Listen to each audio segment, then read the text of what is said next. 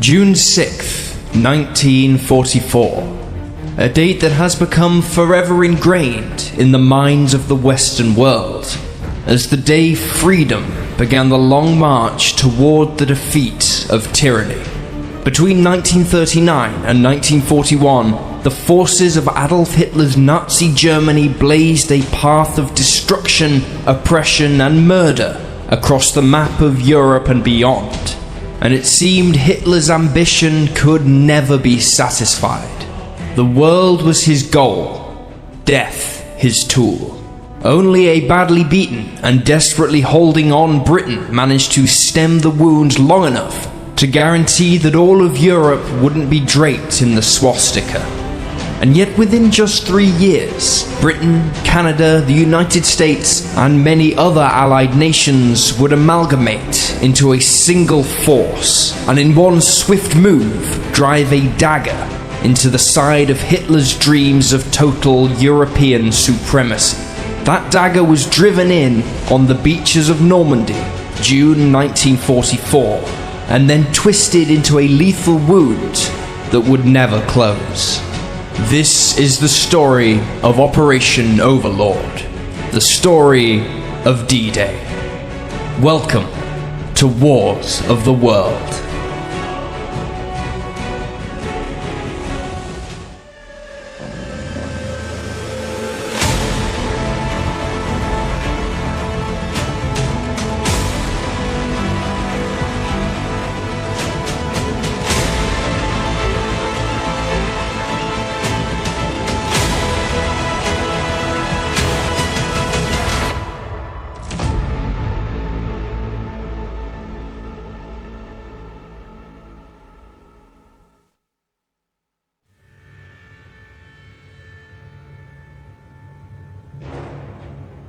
On December 7th, 1941, Germany's ally, Japan, attacked the United States in the Pacific.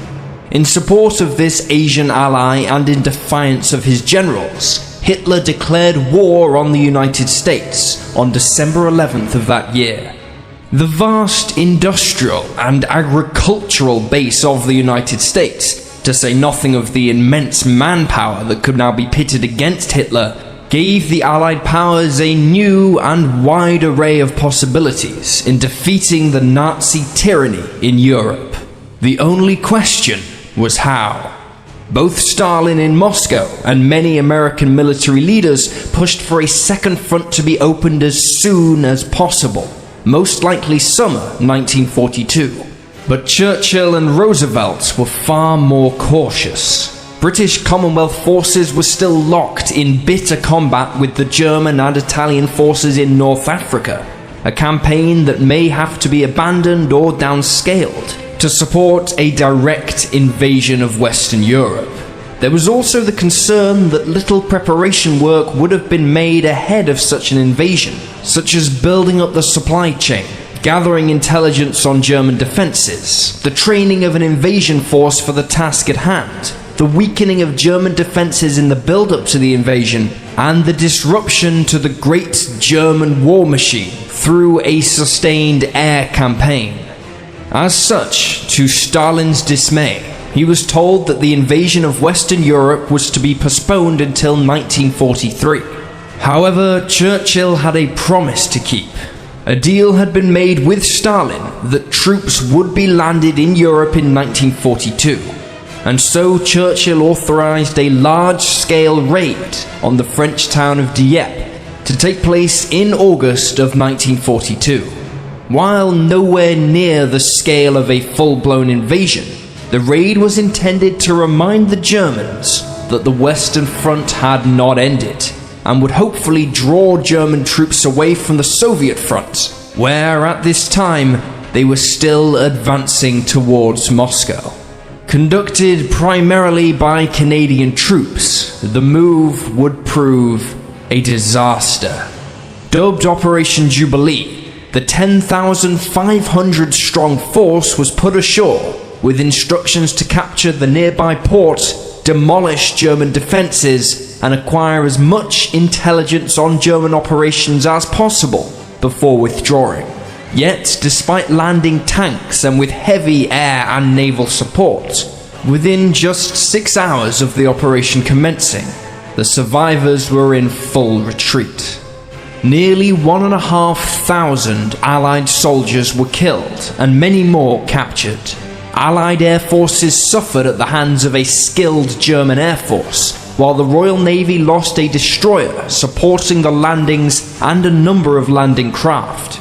For those with the gung-ho attitude of "let's just go," it was a sobering and deeply painful lesson in just what storming Fortress Europe from the sea might cost if it all went wrong.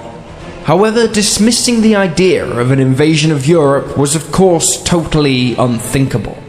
Meanwhile, in North Africa, British Commonwealth forces under the command of the charismatic Field Marshal Bernard Montgomery had succeeded in stalling German Field Marshal Rommel's forces at El Alamein, and with US forces landing in Tunisia in Operation Torch, the Germans and Italians were slowly being crushed from all sides. With a direct assault on France deemed impractical until 1944, attention instead turned to invading Italy and storming north toward Nazi Germany, via what Churchill described as Europe's soft underbelly. Having expelled Rommel from Africa on June 9, 1943, Allied forces invaded Sicily and then Italy proper in September, by which time many Italians sought to overthrow fascist dictator Benito Mussolini and come over to the Allied side. This initially sped up the Allied advance through southern Italy, but it became bogged down again thanks to well-entrenched German and pro-fascist Italian troops. With German resources now committed on two intensive fronts, and having to occupy their captured lands with Allied forces now better prepared, attention began to turn back towards preparation for an invasion of Western Europe. Two questions were immediately asked in the highest echelons of power. First, who should be in overall command of the operation? And second, where should the invasion be carried out? In both Britain and the United States, the war had produced military leaders who had become household names and were as such revered by their respective peoples. In Britain, the favourite to lead an assault on Fortress Europe was, of course, Field Marshal Montgomery, fresh off his success in North Africa and Italy. However, with the majority of troops now being American, it was felt to be more fitting that an American should lead the campaign, and in late 1943, that job was given to one General Dwight David Eisenhower. Eisenhower's selection was not without its controversy. Other generals such as Montgomery and the US's boisterous General Patton had seen extensive combat in World War I, whereas Eisenhower served the entirety of the war in the United States. While he had overseen the successful Torch and Italian landings, his lack of combat experience would cast a dark shadow over many of his decisions in the build-up to June 1944. However, Eisenhower had one crucial skill for the planning and execution of the soon-to-be-named Operation Overlord that no other general seemed to possess. He was a master at getting the various nationalities and the personalities of their leaders to unify into a single force. It was thanks to Eisenhower that D-Day was not three separate operations carried out by the United States, United Kingdom and Canada, but one all-encompassing invasion force intent on liberating Europe from Hitler's tyranny. As for where this invasion would take place, it was universally agreed that the ideal location to invade Fortress Europe would be at the Pas-de-Calais. This was where the English Channel was at its most narrow, allowing for a shorter crossing, decreasing the time the invasion force was most vulnerable. It also afforded them maximum air cover from bases in southeast England, but the problem, of course, was that the Germans knew this too. As such, they had deployed some of their best troops the German 15th Army under General von Samuth, who were afforded some of the best German equipment and strongest fortifications to hold off an invasion force. Hitting Calais, even successfully, would result in a bloodbath, slowing any advance into mainland Europe until replacements could be sourced. As Chief of Staff to the Supreme Allied Commander, a role abbreviated to the much less of a mouthful Cossack, it was down to British Army Lieutenant General Frederick E. Morgan to recommend an alternative.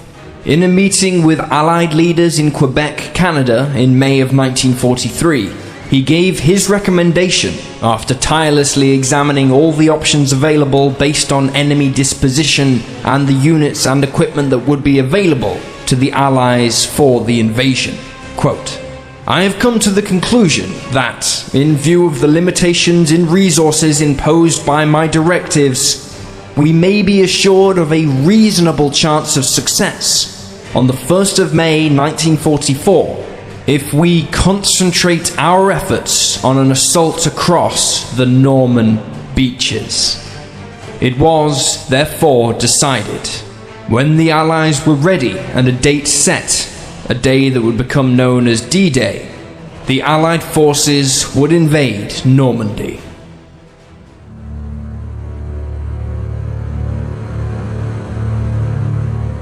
Germany's extraordinary success in 1940, which led to the fall of Western Europe under the German jackboot, was now a source of great concern for Hitler.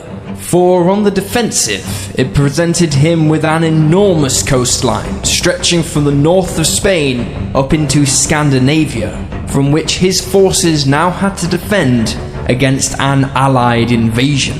Perhaps conscious of the fact that his own forces had been successful against France by simply going around the seemingly impenetrable Maginot Line in 1940, he outlined a strategy of building powerful fortifications, supported by military and aircraft as far as was possible along this coastline, to prevent Allies from breaching Fortress Europe. This also allowed him to keep as many of his troops as he could on the Eastern Front and in Italy, where, on both counts, he was in retreat by mid-1944. Dubbed the Atlantic Wall, the Germans built vast numbers of concrete bunkers along 4,000 miles of coastline, broken apart by natural obstacles, man-made ones, and numerous minefields. The Dieppe raid and numerous smaller operations conducted by British commandos only heightened Hitler's fears that he was exposed to invasion from the west, and he ordered the wall be given high priority. Yet, compared to other fronts, the troops based on the wall had a relatively quiet time between 1941 and 1944. However, even with troops from occupied countries filling their ranks, the Germans did not have enough men to defend the entire wall equally. In August of 1943, a new commander arrived on the Atlantic Wall that gave the Allies cause for concern. Field Marshal Rommel, the Desert Fox himself, arrived to oversee the construction of defenses and formulate a plan of action with which to repel an Allied invasion. Despite his Africa Corps having been repelled from North Africa, he was still highly respected as a competent military leader in Allied circles. Construction of the Atlantic Wall had, before Rommel's arrival, ground down to an apathetic effort by the German officers. However, the Field Marshal's influence was immediately felt by his subordinates, who suddenly found themselves with vastly increased workloads. But as well as having to contend with resistance below him, Rommel was also contending with his increasing unpopularity with the German High Command. Some saw him as a failure following the defeat in North Africa, while others viewed him as a rival for influence with Hitler, while others still simply didn't like him. In outlining his plan to repel an Allied invasion, Rommel requested that German tank forces, spearheaded by infantry, be held close to the coastline to respond quickly to any Allied landings. Such powerful tank forces could devastate the infantry trying to wade ashore and prevent the establishment of an Allied beachhead from where fresh troops and tanks could be deployed. However, both Hitler and the German Commander-in-Chief, Field Marshal Gerhard von Rundstedt, were opposed to Rommel's request. They instead adopted the policy of grouping their tank forces together away from the coastline, so once the main Allied assault came, which they were still convinced would ultimately be from Calais, the panzers could be thrust against it and drive the Allies back into the sea. Nevertheless, Rommel remained committed to his duty to defend Germany's French prize as best he could. As well as the bunker construction effort, he also instigated an immense mining operation in and around the French coastline, and impressed upon his subordinates the importance of their work. Less than 2 months before D-Day, in April of 1944, he was inspecting one of countless French beaches he was tasked with defending, when he outlined to his adjutant, Captain Helmuth Lang, his view of the overall situation Germany found itself in at the time. Quote, "The war will be won or lost on the beaches. We'll only have one chance to stop the enemy, and that's while he's in the water. Believe me, Lang, the first 24 hours of the invasion will be decisive. For the Allies, as well as Germany, it will be the longest day." While Rommel was inspecting his defenses, the Allied commanders decided to test their equipment and readiness for a major seaborne invasion, and initiated Operation Tiger. 23,000 American troops were assembled with their equipment before boarding troop ships in British harbors, which then circled around the south of England to launch a mock invasion of the beaches along the Devonshire coast that had been dressed up to resemble the Atlantic Wall fortifications. To add to the realism, the beaches were heavily shelled by American and British warships, both to understand how their equipment, such as tanks, would function on beaches riddled with craters, and to help get the American troops comfortable with riding in landing craft towards a beach with live shells going over their heads. Witnessed by Eisenhower himself, the invasion of Devon began on April 27th and was wrought with problems. Due to miscommunication, a group of American landing craft made it to the beach at Slapton Sands, while the Royal Navy was still shelling the area, resulting in several American casualties. With the shelling stopped, the rest of the initial force made their landings, with a second invasion planned for the next day. However, during the night of April 27th and 28th, the remainder of the mock invasion force still at sea were cruising through Lime Bay when they were spotted by a group of marauding German E-boats.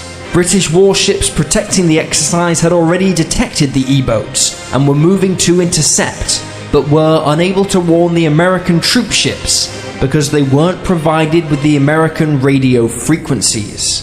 At around 130 hours on April 28th, the E-boats attacked with torpedoes and 40mm guns. In the chaos and carnage that followed, 749 Americans were killed, 2 troop ships were sunk, and a third was badly damaged. Tragically, many of those who drowned did so only because they had not received proper training in the use of life jackets. Like Dieppe, Operation Tiger was a sobering reminder that any invasion of Fortress Europe was going to be difficult and costly if not properly prepared for. The fact that such a disaster could happen off the English coastline without the German E-boats having any support from shore gunners or aircraft only highlighted the dangers of transporting such huge numbers of men by sea. In fact, Tiger almost scuppered D-Day in 1944 altogether. This was because several officers who were now listed as missing in the weeks after the tragedy had knowledge of the upcoming invasion of Normandy. and the fear was that they had been picked up by the E-boats and then broken under German interrogation. These worries were eventually dismissed. D-Day would continue as planned.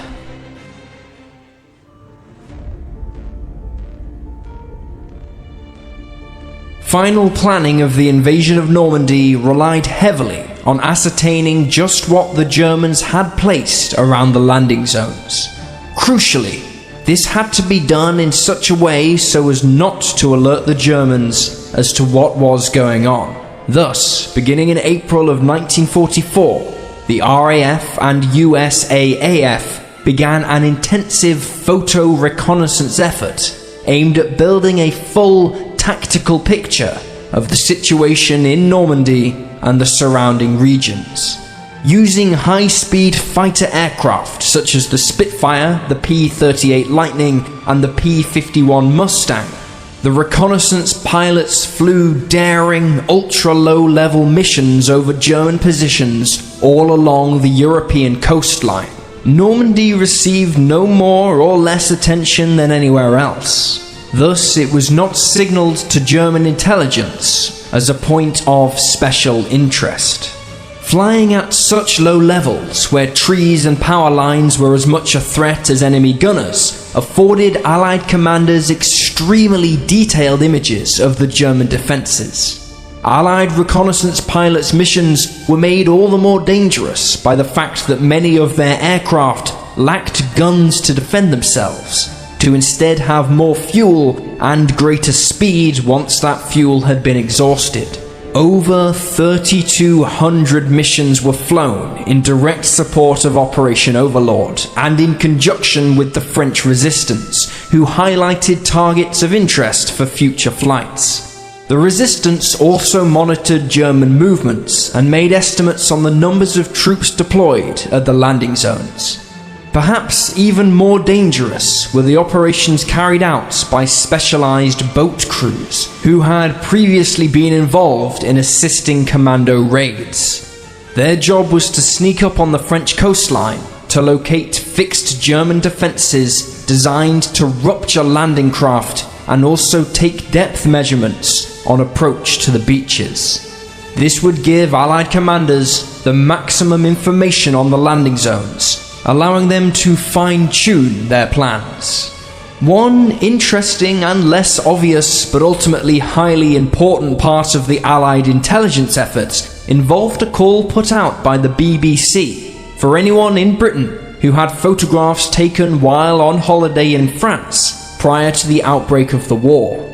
A staggering 10 million images and descriptions of the French coastline were handed over to the War Office. But just as important as the effort to gather intelligence on enemy positions and defenses was the need to feed Germany's own intelligence network with false information.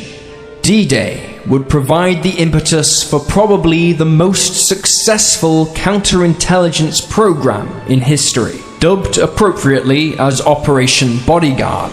Allied intelligence officers concocted a string of elaborate plans designed to mislead their German counterparts regarding almost every aspect of the D-Day landings. This would prevent the Germans from being able to maximize their defensive posture around Normandy and delay the arrival of reinforcements, which could see the landings become bogged down on the beaches or even fail altogether. One of the biggest assets, albeit unwitting ones, in achieving this goal were the Germans themselves. While they had militarily dominated the European continent since 1940, their intelligence agencies were rather lacking compared to the British and American efforts. While coding devices such as the famed Enigma machine initially allowed Germany to communicate with their forces without fear of interception, their overconfidence in such devices led to them underestimating the Allies' ability to crack their communications. Which, of course, they eventually did, even using primitive computers to do so, as well as learning the disposition of German forces along the Atlantic Wall. Breaking the German codes allowed the Allies a glimpse into the mindset of the German High Command surrounding the defense of occupied France. It also allowed them to gauge the effectiveness of their misinformation efforts so as to better tailor future ones to make them more effective at making the Germans think the invasion of Europe was coming from anywhere other than Normandy. A situation aided by the fact that Hitler himself was convinced that any invasion crossing the Channel would arrive in Calais. Under the umbrella of Bodyguard, Operation Fortitude sought to fuel Hitler's belief by creating a false picture of Allied armies amassing in England and Scotland that, to German intelligence, made it appear as though the Allies were intent in landing in Calais and Norway. Planned by British Army Colonel Noel Wild, the operation called for the creation of dummy trucks, tanks, aircraft, and even units, which could be photographed by high-flying German reconnaissance aircraft. In photographs taken from such high altitude, it would be impossible to tell the difference between the real equipment for Normandy and the fake ones for Fortitude. In fact, some of the equipment looked so real that even people on the ground mistook them for genuine. But Fortitude went beyond building replica tanks. Fortitude also involved fake radio broadcasts intended for the Germans to intercept, which would correspond with the fake picture the Allies were trying to build with their dummy army. A number of secret agents were also employed to drip feed the Germans information, but perhaps the most direct method employed was the decision that for every 2 radar stations Allied air forces attacked around Normandy leading up to D-Day, 2 more in the surrounding areas should be attacked even if they would have little impact on the actual landings. This would only further confuse the German picture and help keep them convinced that Normandy was a decoy operation for Calais. By the time of D-Day itself, German intelligence were still convinced that as many as 10 divisions were waiting to storm Calais, even when the numbers of Allies in Normandy were entering the hundreds of thousands. But Fortitude's work didn't stop on D-Day. Instead, it continued its efforts to deceive the Germans that Normandy was a decoy, if only to delay the redeployment of German forces for as long as possible.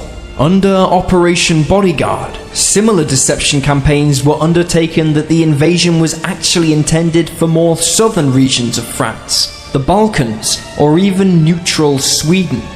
The eventual success of D-Day can, in no small part, be attributed to this elaborate and highly effective deception operation.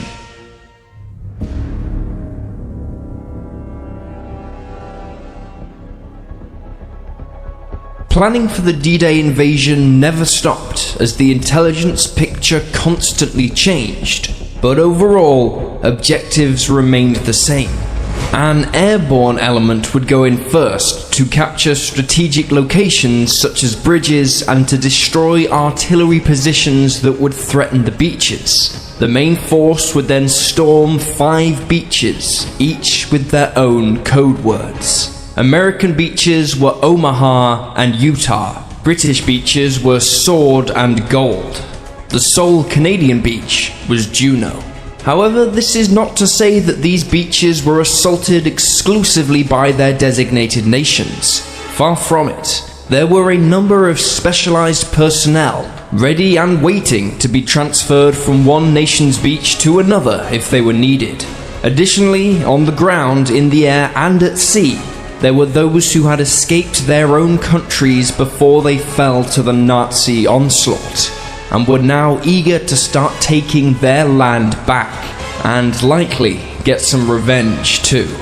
As June arrived, Eisenhower set the historic date for the invasion of Normandy as June 5th, 1944.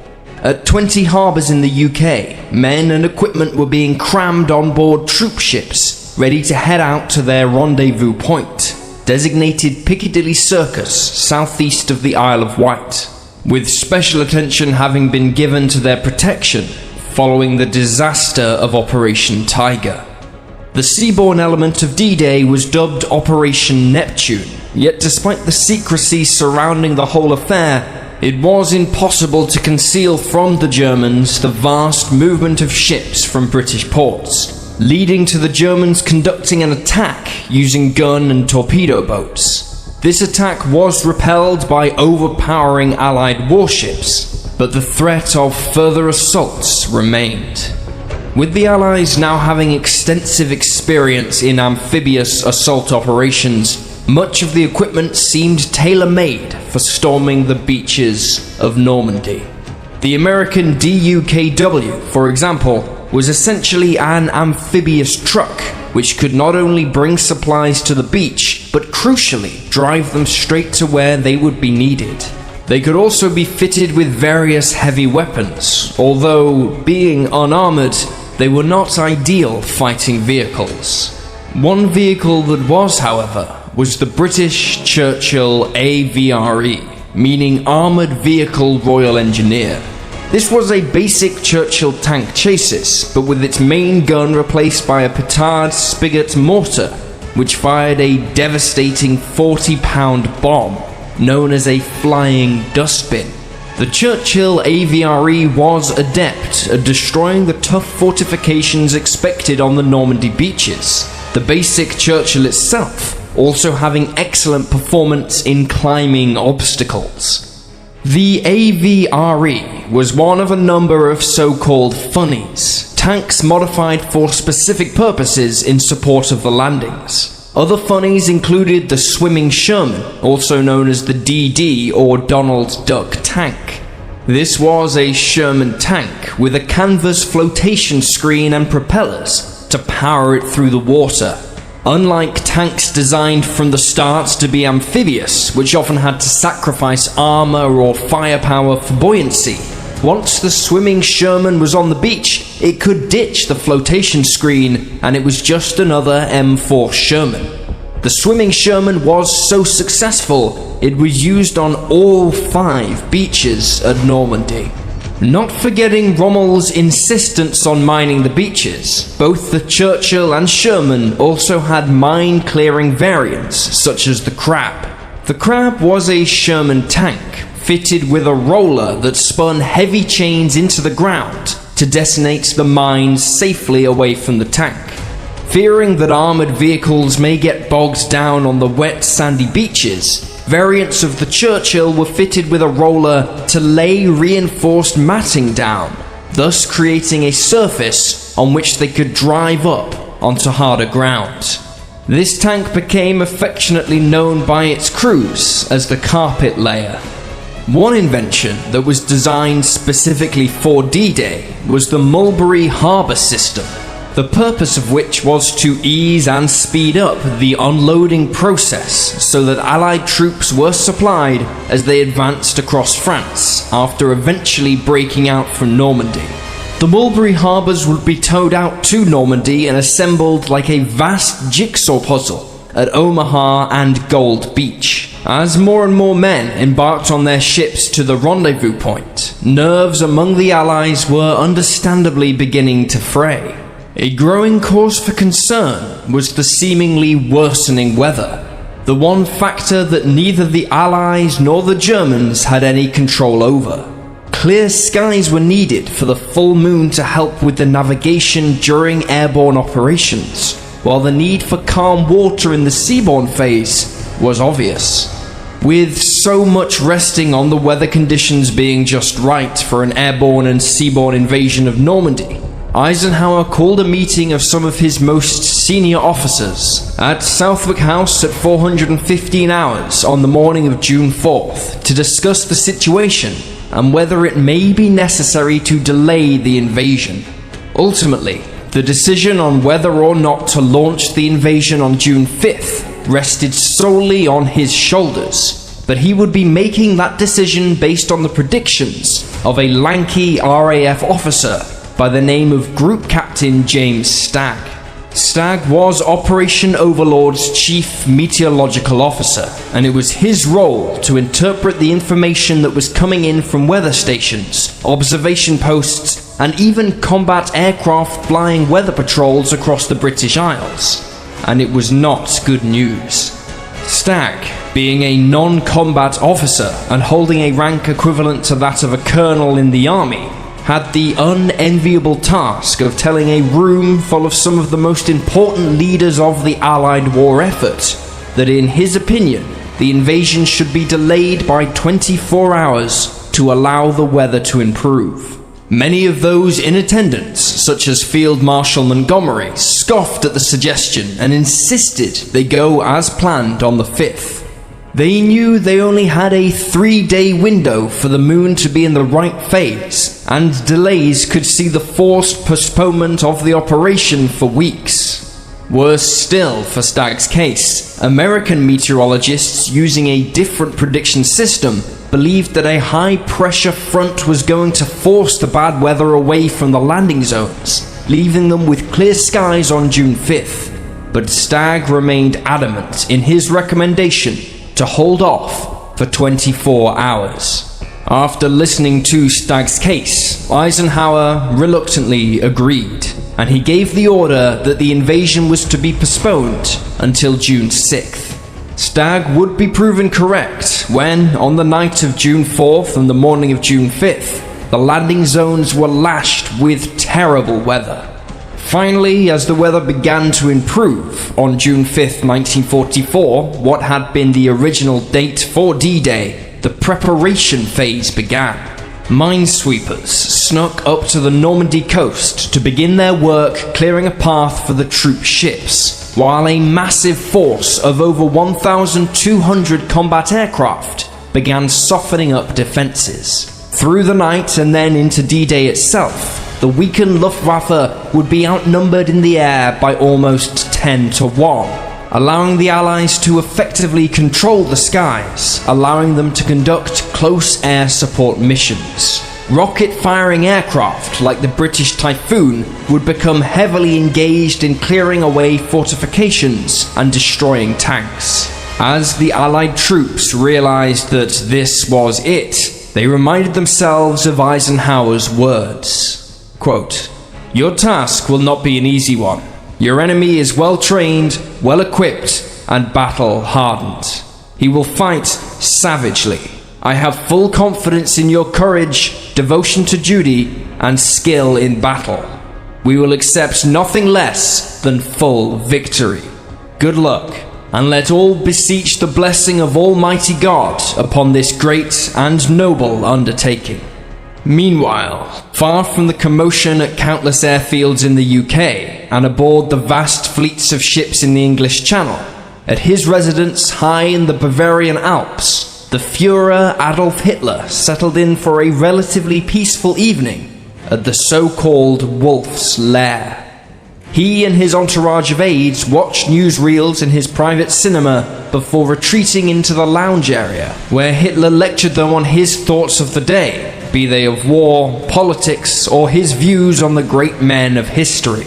Looking back on that evening, Nazi propaganda minister Joseph Goebbels said before his death that the evening of June 5th, 1944 was like what he called the good old times, as the Nazi regime was on the rise to its ultimate power.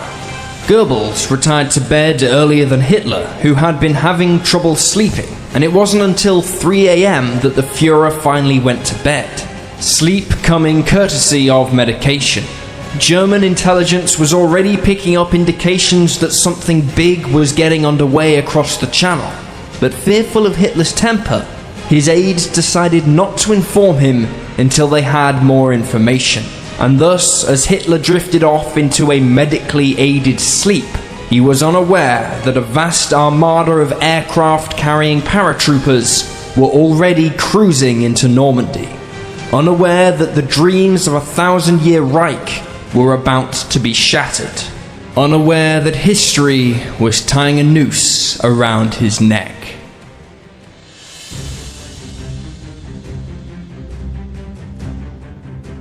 As the final minutes of June 5th ticked away, At bases across England, an air armada, unlike anything history had ever seen before, was beginning to mobilize and lift off into the night. The large majority of the aircraft carrying paratroopers into Normandy were Douglas C-Force Skytrains, more commonly known by their British designation, Dakota. The C-47 is one of history's truly great aircraft, a military variant of the DC-3 airliner, an aircraft credited with making air travel practical. American and British C-47s would eventually drop some 50,000 paratroopers into Normandy. They would also provide a vital logistical lifeline, dropping supplies to the troops until airfields could be captured and secured for them to land. Their rugged design making them ideal for getting in and out of ex-Luftwaffe bases. However, it was a dangerous task, even with the softening up of air defenses. The aircraft were relatively slow, and when it came to deploying the paratroopers, they had to descend around 600 feet, where they were exposed to all manner of anti-aircraft fire. Upon leaping from the aircraft, a static line automatically deployed the troopers' parachutes, but if the chute failed or became tangled up, the paratrooper would have just seconds to release his emergency parachute. But with less time to slow his descent, this would almost certainly result in a harder landing, which could lead to a broken leg or ankle. If all went well, however, the paratroopers typically took 35 seconds to descend from their aircraft, during which time they would feel extraordinarily exposed to keen-eyed German snipers making out their silhouettes against the night sky behind them. To help draw enemy fire, hundreds of paradummies, known as Ruperts and Oscars to the British and Americans respectively, were dropped. In the darkness, these could not be distinguished from real paratroopers. Parachuting into Normandy that night were elements of the US 82nd and 101st Airborne Divisions, who were assigned various objectives on the Cotentin Peninsula west of the US beach designated as Utah. However, all did not go according to plan, as the aircraft took heavy fire during their approach to the drop zones, and many were lost before and after their troops had disembarked. First Lieutenant Robert P. Matthews of the 508th Parachute Infantry Regiment from the 82nd would attain the tragic accolade of being the first American to be killed on D-Day when the C-47 he was aboard was hit by anti-aircraft fire, mortally wounding him before he had a chance to jump with his men. In the chaos, many paratroopers missed their drop zones, often by miles, and the units that were landed were often in disarray. Despite these setbacks, the paratroopers fought fiercely against German forces behind the beaches at Normandy, destroying artillery guns, disrupting supply routes, and diverting German attention away from the landings. However, not all the members of the airborne units deployed that night went in under the canopies of parachutes. Many went in via gliders that would be towed to release points near their targets and then piloted down in what was effectively a controlled crash. Gliders had the advantage of being able to carry larger equipment for the airborne troops, but they came with a whole host of their own dangers too. They were just as vulnerable to anti-aircraft fire as their powered counterparts, and landing them safely was often a tricky undertaking that, if you got it wrong, could see as many troopers killed or injured before they even had a chance to fight. The British airspeed Horsa was capable of transporting up to 30 fully equipped troops, or various light vehicles and field guns. Yet, despite its size and the lack of a power plant, it was a surprisingly agile aircraft in flight, given that it was highly unlikely that any significant number would survive their first flight into battle. The Horsa was manufactured using wood, which helped alleviate the strain on the supply chain for strategic metals. The Hammerklaw was another large glider, designed primarily to carry light tanks, 17-pounder field guns, or large numbers of supplies in a single flight.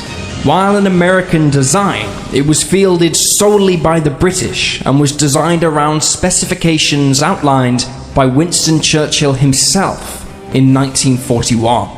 It was, however, the WWII CG-4 that was the most numerically significant glider of the war. The CG-4, known as the Hadrian in British service, was smaller than the Horsa, only being able to carry either 13 combat-ready troops with equipment, a single jeep, or a single 75mm howitzer. But its smaller size gave it the advantage of being able to land in tighter areas, thus greatly expanding the number of potential landing sites. Featuring a welded tubular fuselage with canvas covering the wings, skinned in thin plywood, the CG-4 also had other advantages. The payload area, for example, was made more easily accessible thanks to the nose and cockpit being mounted on a hinge, allowing it to swing upwards, exposing the whole cargo area. Because of the often violent nature of glider landings, a safety cable was also fitted, designed to attach to any vehicle being carried inside the cargo area. Should the vehicle break free when the glider hit the ground and slide forward towards the cockpit, the cable would lift the hinged cockpit upwards to the unloading position, thus saving the pilots from being run over by their own cargo. The British 6th Airborne Division made extensive use of gliders in capturing the bridges over the River Orne and the Caen Canal. Taking the bridges relatively quickly, they then had to dig in and fight tooth and nail to keep them until reinforcements could arrive.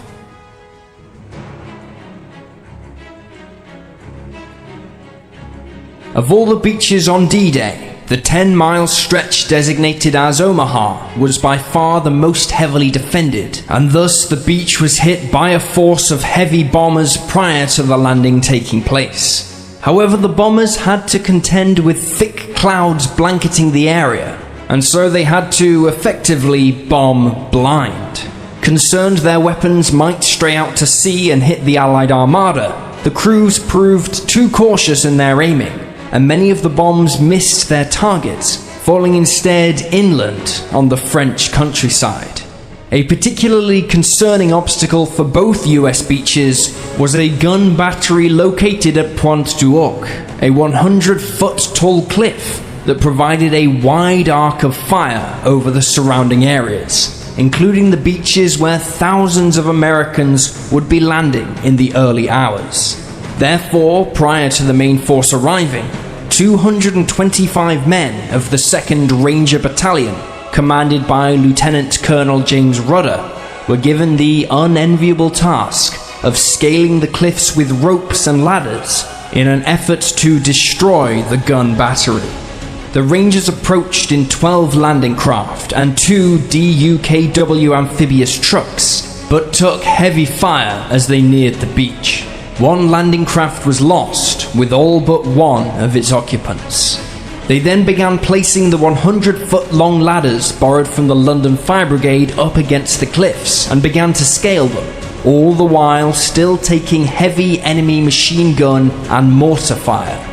With Allied warships providing fire support, the Rangers reached the top of the cliff, where they discovered that their intended targets, the field guns, had been moved. The Rangers eventually located the weapons, left unguarded in an orchard over half a kilometer to the south, and proceeded to destroy them. Their mission was accomplished, but now the Rangers had to contend with heavy combat with the Germans over the next 24 hours, until they would be relieved by additional reinforcements, by which time they'd suffered 77 men killed and 152 wounded. If the banks of well-protected German gunners were not enough, the beach was also protected by a wealth of obstacles, both natural and man-made, that the landing craft would have to navigate. A difficult job made worse by incredibly powerful winds that blew more than one flat-sided landing craft off course. At 630 hours, the first wave, comprising men of the 1st and 29th Infantry Divisions, made their landings amidst what must have seemed like an impenetrable wall of bullets. In the spaces between the landing craft and positions of some cover in front of the Germans, bodies of fallen US troops soon began to litter the sands, barbed wire and fixed obstacles slowing the American advance, allowing them to be sprayed by German machine guns. There was so much death on Omaha Beach in the opening rounds of the invasion that when landing craft were seen leaving the beach again, the Germans mistakenly told their commander, General Dietrich Krase, that the American troops had been driven off. Krase then ordered many of the troops guarding Omaha to relocate to fight off the British forces at Gold Beach. This was a major error, for the landing craft was simply returning back to the ships to pick up more US troops to throw at the German defenses. Yet, despite this, even with the aid of combat engineers blasting away at fixed defenses, warships providing fire support, and tanks being landed to support assaults against the defenders, the US troops failed to secure their beachhead and link up with the British forces from Gold Beach on D-Day itself. Instead, however, they managed to secure 2 strong points on the beach, from where over the following days they were able to offload men and supplies and finally clear out the German defenders, securing the beach and linking up with the Allied units from other beaches. A number of journalists accompanied the troops ashore to report on what they saw. Among them was a driven and determined young woman named Martha Gellhorn. Wife of author Ernest Hemingway, Gellhorn was not actually authorized to report on the landings, and so, in a rather daring move, stowed away aboard a hospital ship and then impersonated a stretcher bearer in order to join medical teams going ashore to retrieve the wounded. Given the chaos of the dramatic events that were unfolding around her, she was able to pull off this deception and become the only woman to land at Normandy on D-Day, allowing her to give a first-hand account of the scene. Her article, published in the Collier magazine, reads as following. Everyone was violently busy on that crowded, dangerous shore. The pebbles were the size of apples and feet deep, and we stumbled up a road that a huge road shovel was scooping out. We walked with the utmost care between the narrowly placed white tape lines that marked the mine-cleared path, and headed for a tent marked with a red cross. Everyone agreed that the beach was a stinker, and that it would be a great pleasure to get the hell out of here sometime.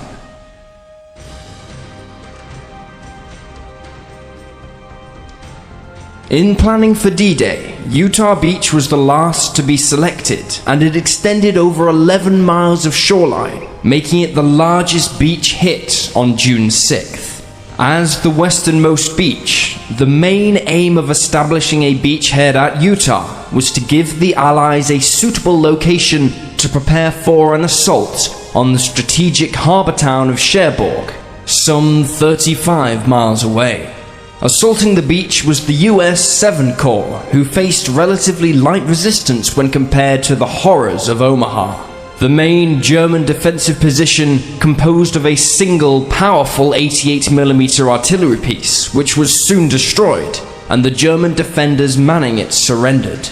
Within 3 hours of the start of the assault, all 3 major entrances to the beach had been secured, permitting 20,000 troops and 1,700 vehicles to cross Utah Beach on D-Day. Among those fighting on Utah Beach was Brigadier General Theodore Roosevelt Jr., the eldest son of former US President Theodore Roosevelt. Brigadier General Roosevelt was serving with the 4th Infantry Division when it stormed Utah Beach, going ashore with his men despite his rank and age. Being 56, he was the oldest Allied soldier at the front. Roosevelt took command of almost every aspect of his division's operations that day, allowing him to directly address the many problems that emerged. It was even reported that, in some instances, he directed trucks and tanks like a traffic cop, whilst personally taking enemy fire, all the while sharing poetry and amusing anecdotes with frightened soldiers under his command. For his gallantry, he was recommended for the Distinguished Service Cross, Tragically, however, just over a month later on July 12th, he passed away due to a heart attack. Afterwards, the recommendation was upgraded to the Medal of Honor, the highest award in the United States for valor, which he was awarded posthumously. His citation read, quote, "Although the enemy had the beach under constant direct fire, Brigadier General Roosevelt moved from one locality to another, rallying men around him, directed and personally led them against the enemy. Under his seasoned, precise, calm, and unfaltering leadership, assault troops reduced beach strongpoints and rapidly moved inland with minimum casualties. He thus contributed substantially to the successful establishment of the beachhead in France."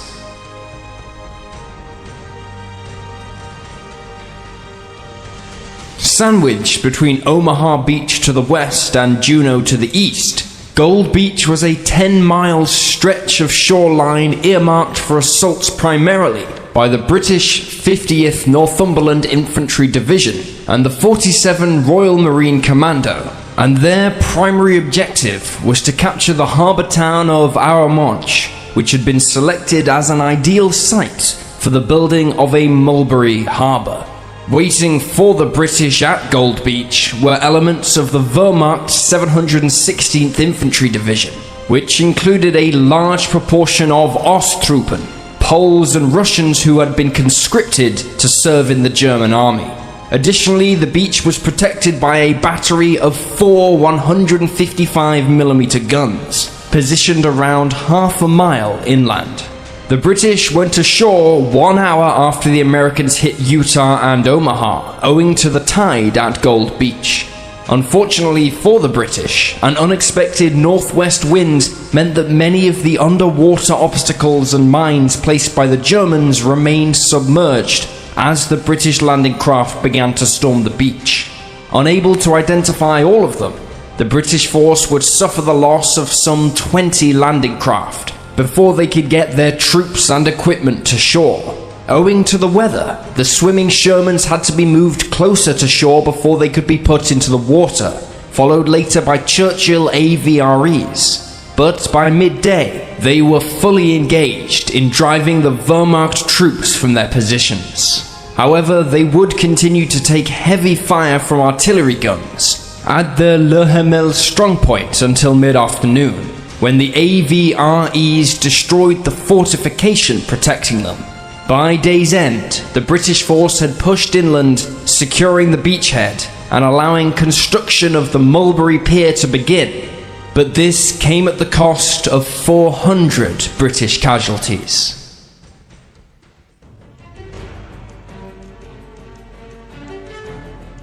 At just 2 miles long, Juneau Beach was the smallest of the D-Day beaches, being positioned between Gold and Sword to the west and east respectively, and was the objective of the 3rd Canadian Infantry Division, the Canadian 2nd Armoured Brigade, and the British No. 48 Commando. The beach's small size only served to exacerbate Allied planners' fears concerning a reef in the waters leading up to the beach, requiring landings to begin at 745 hours, when the tide was at its highest, reducing the risk to the landing craft. However, it turned out that it would not be nature's obstacles that would savage the Canadians, but instead the German mines littering the coastline.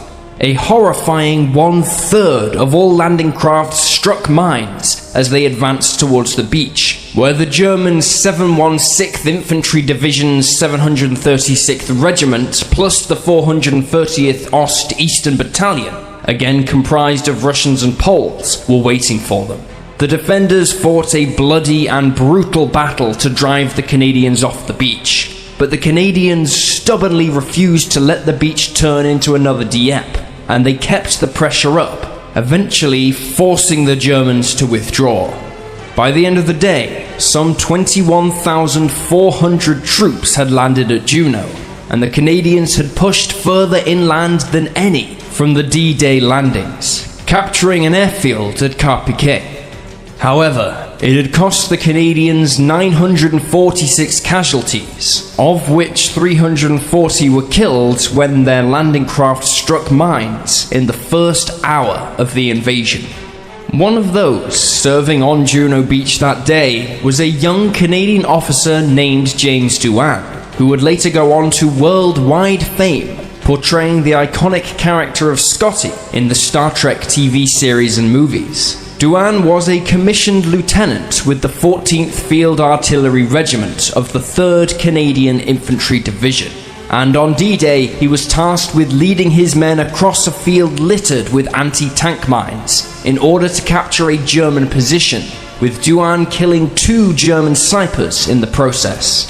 At around 1120 hours, during a lull in the fighting, he stopped to smoke a cigarette before making his way back to his men, when a terrified Canadian machine gunner opened up fire on him, believing him to be a German. He was shot 6 times, 4 in the leg, 1 in the chest, and 1 which took off his right middle finger. In a classic tale of luck in wartime, his life was saved by the metal cigarette tin he carried in his chest pocket, which absorbed the shot aimed at his chest, which almost certainly would have killed him. Later in life, while filming Star Trek, efforts had to be made to disguise the finger he lost on D-Day, with a hand double used for close-up shots that were required.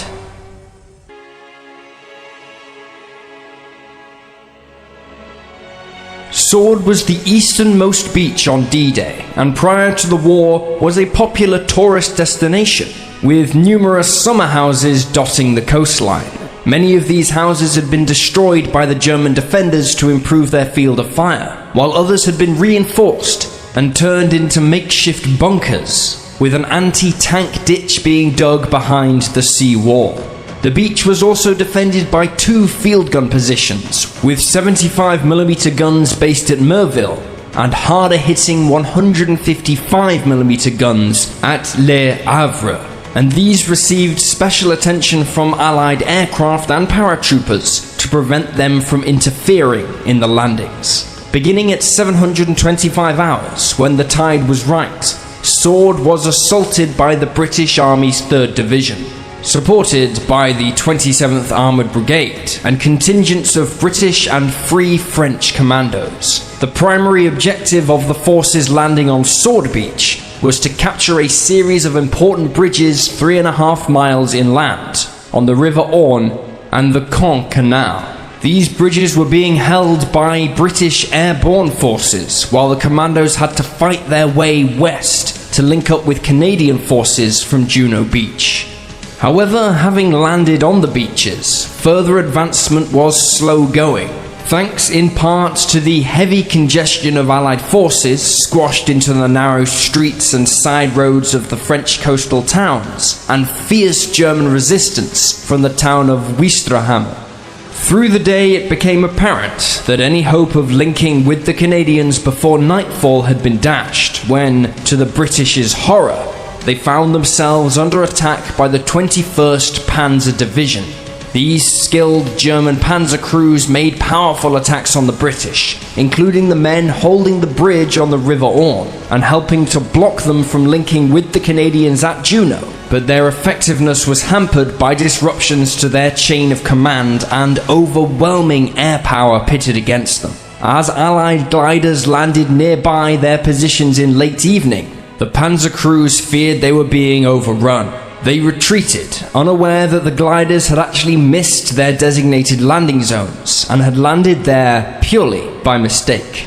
At sea, 3 German E-boats of the 5th Torpedo Squadron slipped from their moorings and dashed out to attack the many Allied vessels supporting the landing, perhaps hoping to repeat the carnage they inflicted during Operation Tiger. The E-boats arrived off Sword Beach to find the scene largely obscured by a smoke screen, forcing them in closer. Emerging from the smoke, they were confronted by the awe-inspiring sight of hundreds of Allied vessels, ranging from small landing craft to enormous battleships. They dispatched 18 torpedoes into the Allied force, but only succeeded in sinking a Free Norwegian destroyer, the Svena. before being forced to retreat. This was the end of German naval interference on D-Day, as Allied air power was so overwhelming that to put any warships or U-boats to sea in daylight was practically suicidal. However, German sailors did continue the fight by manning coastal guns alongside their Wehrmacht comrades. As for Germany's air force, a handful of sorties were ordered against the ships supporting the landings and the beaches. The most notable encounter perhaps being when two Focke-Wulf FW-190 fighters swooped down and strafed British troops at Sword Beach. Two-engined Stuka dive bombers also made desperate daylight attacks, but were savaged by Allied fighters at almost every step of the way. During the day, 28,500 men crossed Sword Beach, but in the hard-fought campaign to capture it, they sustained 683 casualties. The British and French forces would finally link up with the Canadians from Juneau the next day. Yet, despite the horrors the troops were seeing, many of them just young men barely beginning their adult lives, it seems the old carry-on spirit had not been a casualty that day. As David Teacher, a member of the RAF 71 Beach Unit, said afterwards, Slowly we overcame all the nightmares. There was no lack of humor. A soldier coming ashore asked, "Is this a private beach?" I was promised a private beach. If not, I am not staying. And we heard, "My mother told me not to travel by air. She thought it was much safer by sea."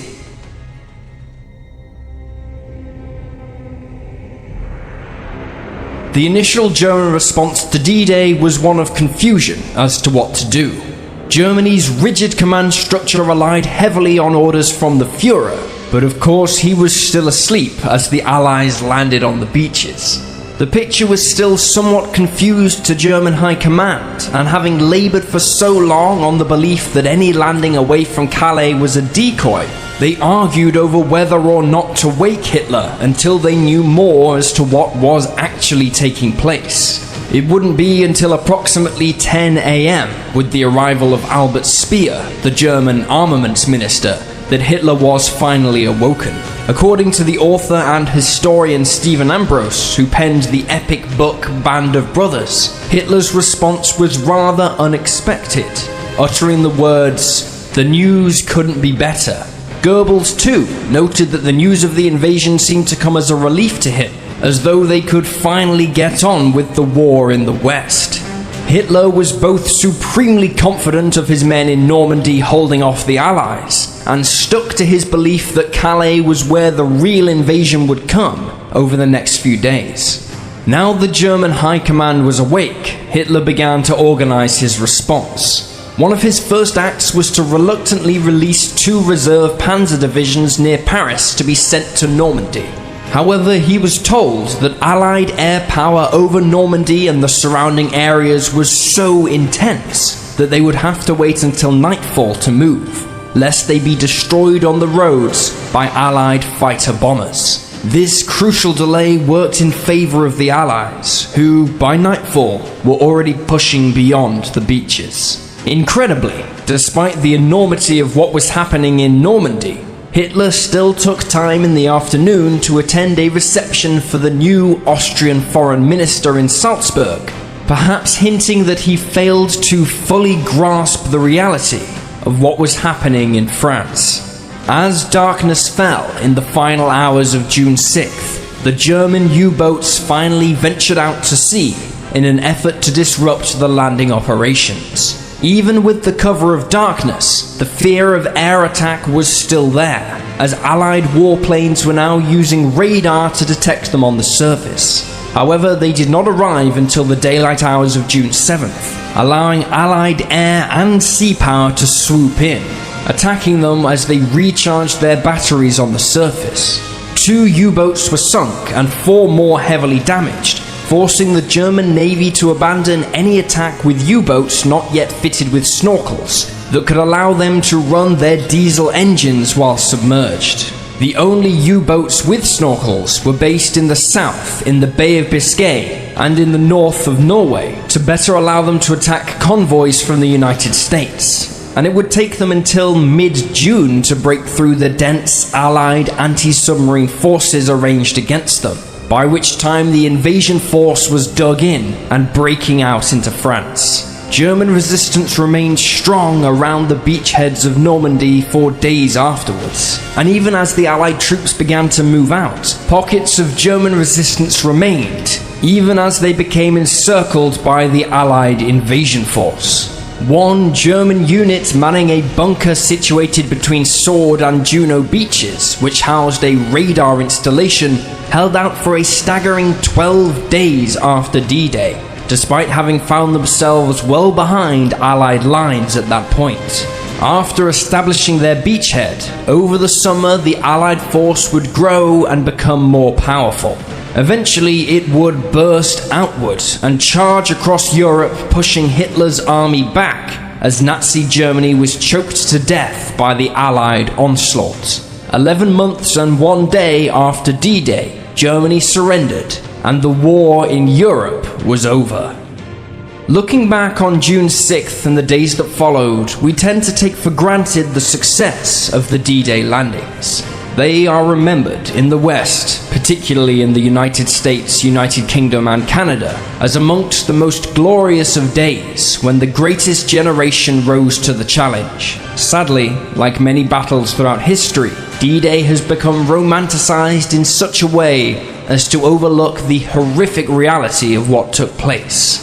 It's easy to quote casualty figures as a way of measuring the cost of what truly happened, but the battle for Normandy no doubt damaged the lives of hundreds of thousands who, while they survived, had to live with the memories of the horror they saw, and perhaps it is really for them that when we celebrate their victory every year on June 6th, we recognize the price they paid for freedom in Europe. It is because we enjoy such freedoms now, in the 21st century, afforded to us by those incredible soldiers, that probably more than any other military operation in history, D-Day has left us pondering many questions that begin with the words, what if? What if German naval forces had repeated their success during Operation Tiger on the landing ships? What if Eisenhower had ignored Stagg's recommendation to delay, and the D-Day landings went ahead amidst the bad weather of June 5th? What if Hitler had listened to Rommel and placed tanks closer to the beaches prior to D-Day? What if, for any one of a million reasons, D-Day failed? What then? Atomic bombs dropped in Europe, perhaps? Or maybe a Europe that would end the war fully under the control of the Soviet Empire?